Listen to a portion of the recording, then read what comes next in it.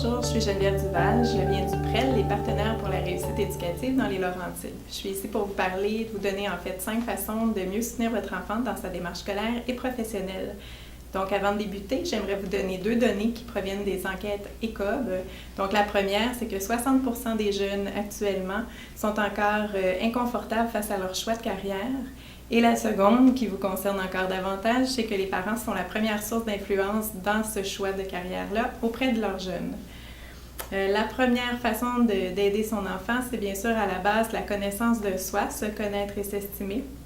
Ce que vous pouvez faire, c'est tout simple. Alors, par des activités à la maison ou parascolaires, on essaie de développer le plus de sphères d'activité du jeune. Donc, il essaie un peu de toucher à tout, que vous faites de la cuisine avec lui, qu'il fasse du sport, qu'il fasse des arts. Donc, peu importe, il apprend à connaître ses forces, ses limites, ses champs d'intérêt.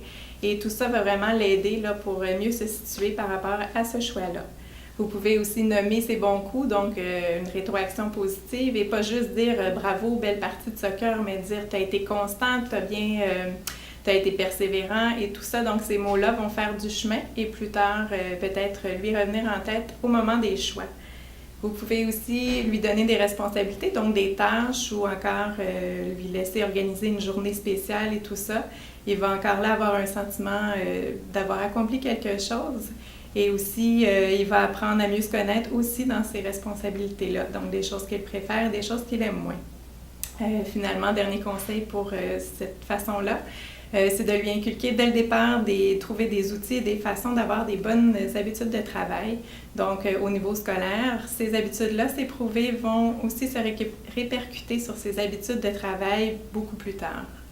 Ensuite, la seconde façon d'aider de son jeune, c'est explorer les possibilités.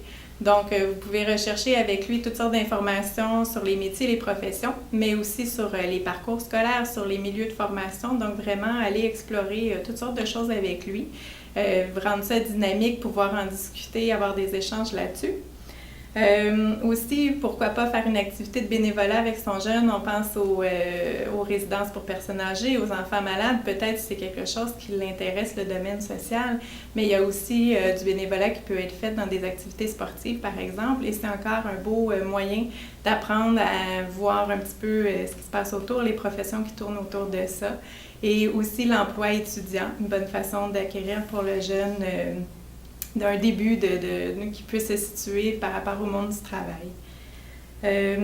La troisième voie, c'est des voies pour tous. Saviez-vous, par exemple, qu'un jeune peut suivre la formation professionnelle dans certains programmes, bien sûr, dès la 3e secondaire, mais il peut également, tout en étant en 3e secondaire, poursuivre à la formation générale adulte, un cheminement régulier pour obtenir son diplôme d'études secondaires.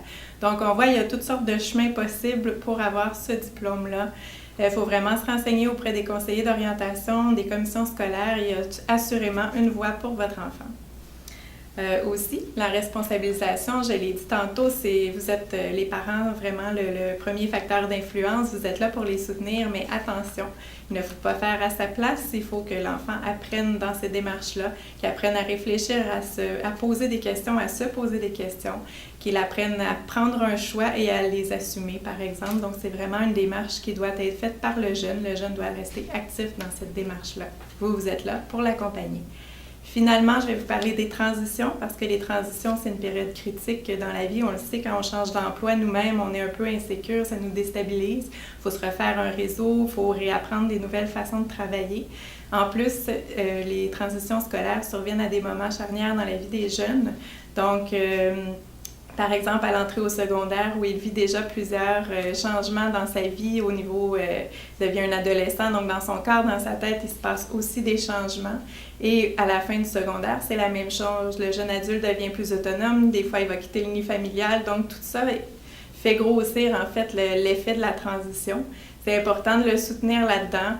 De le préparer, donc des fois d'aller visiter le milieu scolaire où il va aller pour qu'il se fasse une meilleure idée de ce qui l'attend, une idée plus juste en fait, de trouver des ressources extérieures aussi communautaires qui pourront l'aider, donc les Carrefour Jeunesse Emploi et autres organismes comme celui-là.